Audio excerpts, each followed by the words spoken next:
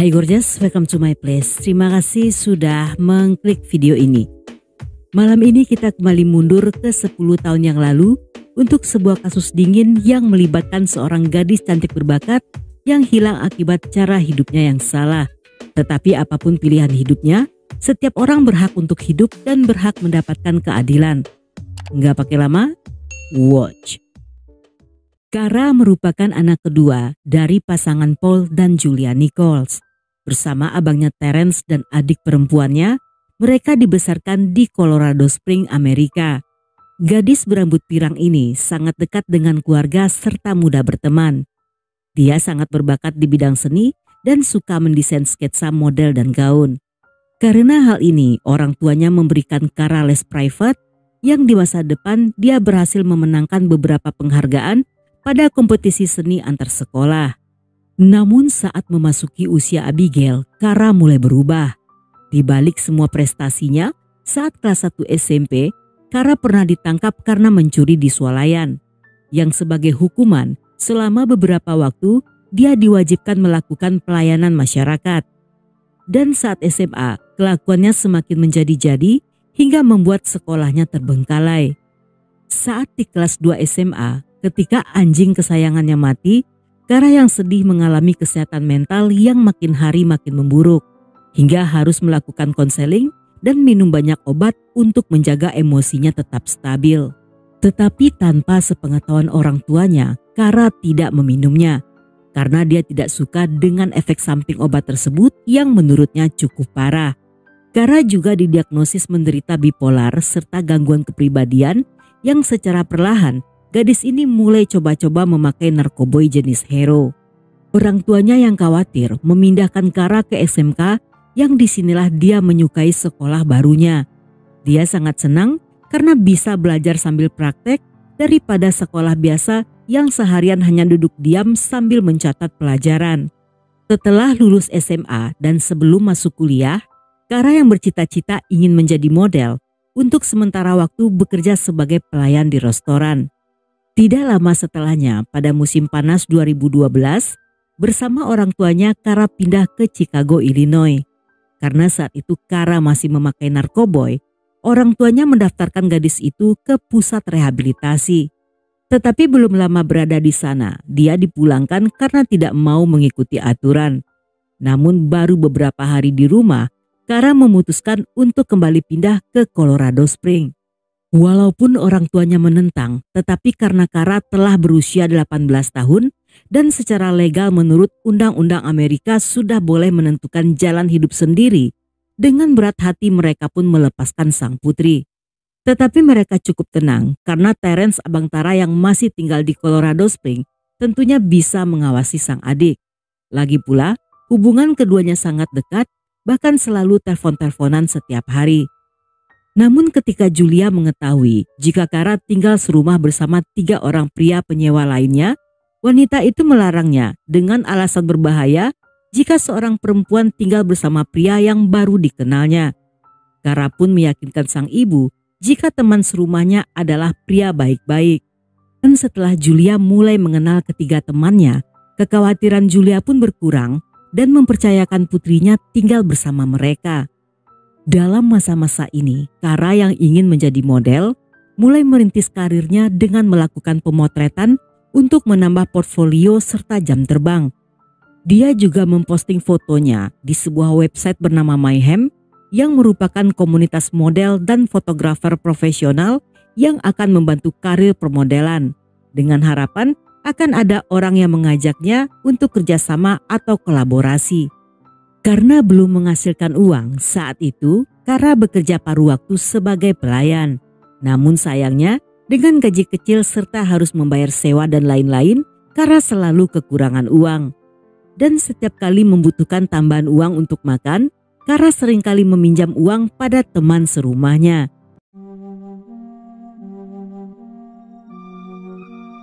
Di tanggal 9 Oktober 2012, pada salah seorang teman serumahnya, Kara mengatakan akan pergi untuk mengikuti acara modeling di Denver yang berjarak 1 jam dari Colorado Springs. Karena belum punya SIM, dia akan menumpang dengan salah seorang temannya. Saat Kara pergi, teman serumahnya sempat melihat gadis itu ketika dijemput oleh sedan berwarna gelap. Tetapi mereka tidak tahu siapa pengendara mobil tersebut. Pada jam 11.45 malam, Kara menelpon Terence memberitahu jika dia telah berangkat menuju acara tersebut. Namun setelahnya, sepanjang malam itu hingga ketika acara telah selesai, Kara tidak menelpon abangnya. Keesokan harinya, ketika Kara masih belum menelpon, Terence pun menghubungi ponselnya, tetapi ponsel Kara tidak aktif dan panggilan tersebut diteruskan ke kotak suara. Hingga seharian, Terence berusaha menghubungi adiknya dan mengecek media sosialnya yang juga tidak ada aktivitas atau postingan terbaru. Hal ini tentunya di luar kebiasaan Kara yang tentunya akan memposting sesuatu setelah mengikuti sebuah acara. Keesokan harinya, ketika Terence mendatangi rumah Kara, semua teman serumahnya mengaku melihat gadis itu terakhir kalinya di tanggal 9 Oktober malam. Terence pun memeriksa kamarnya dan menemukan barang-barang pribadi yang seharusnya dibawa jika akan bepergian, seperti charger, dompet, uang tunai, kotak make up, serta laptopnya masih berada di kamar. Seketika firasatnya mulai tidak enak, karena Kara tidak mungkin pergi keluar kota tanpa barang-barang tersebut. Di hari yang sama, Terence pun melaporkan Kara sebagai orang hilang ke kantor Sheriff El Paso County.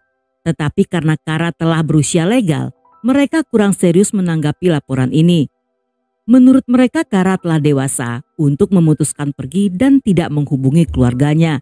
Dan jika Kara ingin menjauh selama yang dia mau, dia pun berhak untuk melakukannya. Terence pun meyakinkan polisi jika adiknya tidak akan kabur seperti kasus remaja hilang pada umumnya. Bahkan dia menyatakan kecurigaan karena ponsel dan media sosial Kara tidak aktif. Menurutnya Kara tidak akan melakukan hal itu karena gadis itu diberikan kebebasan oleh keluarganya tanpa harus melarikan diri. Ketika Paul dan Julia datang ke Colorado Springs, mereka pun memeriksa kamar Kara dan melihat kecurigaan yang sama seperti Terence. Mereka pun berhasil meyakinkan polisi jika Kara tidak kabur dan mendesak mereka untuk segera melakukan pencarian.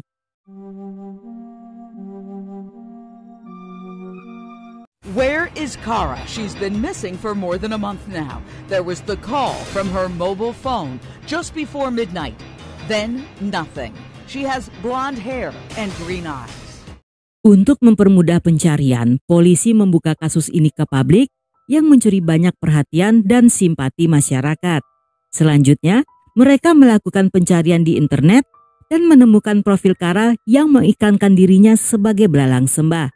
Ketika polisi menemukan fakta ini, di saat itulah orang tua Kara untuk pertama kalinya mengetahui jika putri mereka melakukan hal itu selama 2 tahun terakhir. Yang artinya, dia telah bekerja sebagai belalang sembah sejak masih SMA, dan tentunya dari sanalah dia mendapatkan uang untuk membeli narkoboy. Sedangkan acara pertunjukan model yang sebelumnya pernah dihadiri beberapa kali hanya merupakan kedok untuk menemui orang yang akan menyewa jasanya. Kenyataan ini tentunya membuat keluarga Kara sangat sedih. Mereka tidak menyangka jika Kara mengalami pertarungan hidup yang sangat sulit sehingga harus memilih jalan pintas seperti itu. Sebagai orang tua, Paul dan Julie tentunya kecewa. Tetapi di sisi lain seperti orang tua pada umumnya, apapun yang akan terjadi mereka tetap mencintai sang putri. Pada awalnya mereka tidak ingin fakta ini terungkap ke publik karena akan menghentikan perhatian masyarakat yang akan membuat orang-orang tidak mau membantu mereka. Dalam kebanyakan kasus yang melibatkan belalang sembah atau wanita pendamping, biasanya masyarakat tidak terlalu peduli. Ketika akhirnya mereka merilis informasi ini, kekhawatiran mereka pun segera menjadi kenyataan. Media tidak lagi mewawancarai mereka dan banyak orang tidak peduli sehingga bantuan pada kasus ini menurun secara drastis. Pada November 2012, polisi mengumumkan bahwa mereka mencari 2 orang wanita yang diyakini dapat memberikan informasi penting tentang Kara. Salah satu dari mereka digambarkan dengan rambut kecoklatan adalah orang terakhir yang terlihat bersama Kara. Dan wanita lainnya diyakini sebagai teman akrab Kara yang sama-sama bekerja sebagai pendamping. Polisi tidak menganggap mereka sebagai tersangka, melainkan sumber informasi yang penting pada penyelidikan ini. Ketika polisi merilis foto wanita yang berambut hitam dan tubuh berisi itu, dengan harapan akan ada yang mengenalinya, mereka mulai mendapat banyak info dari orang-orang. Hampir semuanya mengaku melihat Kara di mana-mana, namun semua laporan yang masuk masih saja tidak membantu penyidikan. Pada satu waktu, seorang pelapor mengaku melihat foto Kara di sebuah situs layanan pendamping berbasis di Las Vegas, yang setelah diteliti, wanita itu bukanlah Kara. Dan di lain hari, seseorang mengatakan pernah melihat Kara bersama seorang pria dan Kara tampak ketakutan. Tetapi ketika didatangi, pasangan itu bukanlah Kara, melainkan hanya sepasang kekasih. Akibat sering mendapatkan informasi yang salah, polisi tidak lagi menangani kasus ini dengan serius. Bahkan beberapa waktu setelahnya, sebuah rekaman terungkap ke publik ketika sheriff yang menangani kasus ini mengaku tidak sungguh-sungguh melakukan penyidikan dan mengabaikan banyaknya informasi yang bisa saja menjadi petunjuk dalam kasus hilangnya Kara. Mengetahui hal ini, orang tua Kara sangat kesal dan kecewa karena kepolisian tampaknya tidak peduli dengan nyawa putri mereka.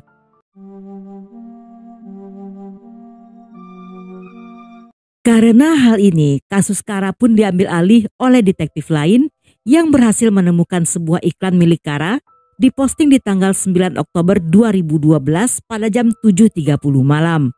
Iklan tersebut ditulis dengan judul "Cewek Pirang Seksi, Baru di Kota, Usia 21 Tahun". Di foto tersebut, Kara memakai lingerie.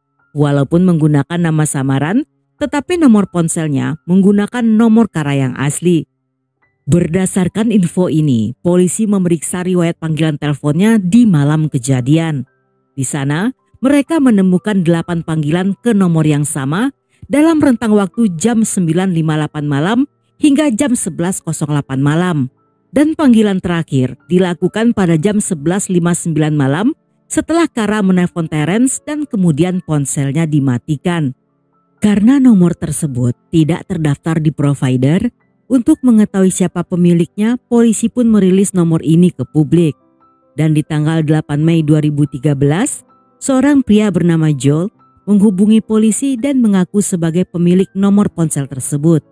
Pria berusia 38 tahun ini mengatakan jika di malam itu dia mencari layanan belalang sembah dan menghubungi nomor Kara saat melihatnya di iklan. Mereka sempat berbicara beberapa kali.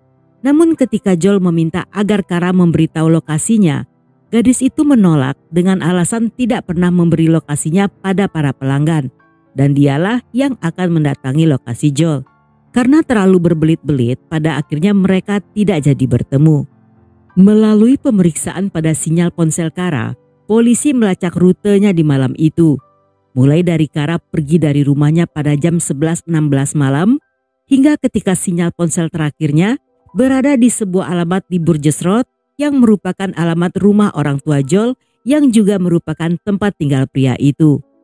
Setelah mendapatkan surat perintah penggeledahan pada tanggal 15 Oktober 2014, polisi melakukan pemeriksaan di rumah itu. Mereka membawa beberapa anjing pelacak serta radar penembus tanah. Betty, ibu Joel yang ikut menemani para agen, mengatakan bahwa selama 30 tahun tinggal di sana, di beberapa lokasi tersebut juga digunakan sebagai tempat untuk mengubur kuda dan hewan lainnya yang mati. Ada beberapa area yang ditandai oleh anjing pelacak, tetapi polisi tidak menggalinya karena percaya dengan informasi Betty.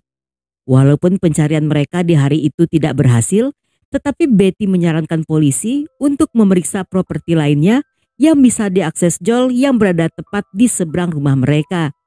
Setelah mendapatkan izin dari pemilik properti tersebut, seminggu setelahnya polisi melepaskan 4 anjing pelacak di lokasi seluas 20 hektar. Saat itu mereka menemukan sebuah lubang seukuran tubuh manusia yang dicurigai sebagai kuburan dangkal. Tetapi sayangnya di dalamnya tidak ditemukan apa-apa. Karena hal ini, polisi pun menginterogasi Joel yang masih tetap dengan keterangan sebelumnya. Dia bahkan sempat curhat jika pernah menikah dan bercerai akibat kebiasaannya memakai narkoboy dan menyewa jasa belalang sembah. Polisi pun berusaha menghubungi Christina Palmer yang merupakan mantan istri Joel. Tetapi wanita itu tidak bisa ditemukan dan penyidik pun kembali menemui jalan buntu. Dalam masa-masa ini muncul banyak teori dengan berbagai versi tentang hilangnya Kara.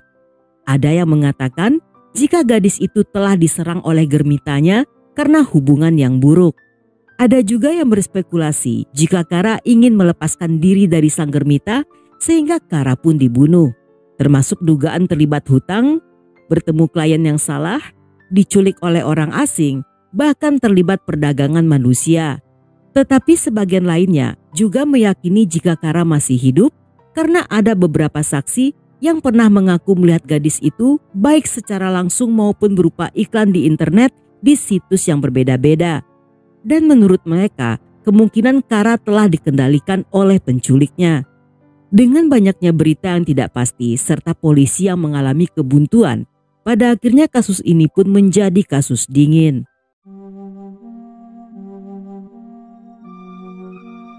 Pada awal tahun 2022, hampir 10 tahun setelah Kara menghilang, polisi berhasil menemukan Christina, mantan istri Joel yang diketahui tinggal di Virginia. Pasangan ini resmi bercerai pada tahun 2018. Di bulan Februari, ketika FBI menghubunginya untuk melakukan wawancara, wanita itu pun menyetujuinya. Dan dalam wawancara tersebut, Christina mengaku setelah hubungannya berantakan, dia dan Joel pun tinggal terpisah sejak 2012. Namun ketika ayah Joel meninggal pada November 2014, Christina pun datang atas permintaan pria itu. Pada saat itu Joel menceritakan rahasia tentang kematian Kara yang secara tidak sengaja mencekiknya akibat fantasi seperti film di Mr. Grey saat mereka melakukan happy ending di mobil. Joel pun membungkus Kara menggunakan kantong plastik sampah dan menguburnya di lahan orang tuanya yang di tempat itu diakui Betty sebagai kuburan kuda. Dia juga merasa bersalah akibat kematian ayahnya setelah dia mengungkapkan kejahatan tersebut pada ayahnya. Rahasia itu membuat ayahnya menjadi stres berat hingga mempengaruhi kesehatannya. Dan Christina yakin jika orang tua Joel yang mengetahui perbuatan putranya selama ini berusaha untuk menutupinya. Sehingga saat penggeledahan berlangsung, Betty seolah mengalihkan perhatian polisi dari area yang disebutnya sebagai tempat kuburan kuda. Sebagai seorang ibu, Betty memilih untuk menutupi kejahatan putranya dengan alasan melindunginya dari kejaran polisi.